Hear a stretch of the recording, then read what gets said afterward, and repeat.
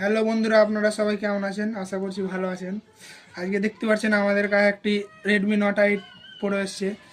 এই ফোনটিকে চার্জ হচ্ছে না, কোনো রকম চার্জিং পাতাটা খারাপ আছে। এটি না পেলটে কিভাবে একটা জাম্পার করে সলভ করা যায়, চলো আজকে দেখাচ্ছি।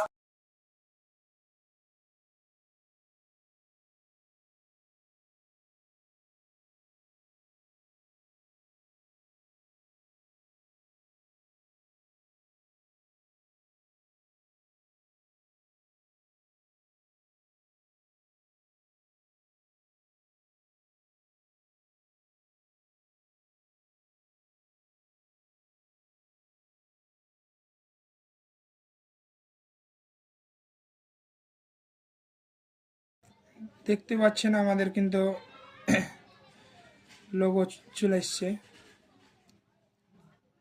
তো ব্যাটারিটা একটু বসেছিল, এই কারণে একটু লেট হয়ে গেল আসতে।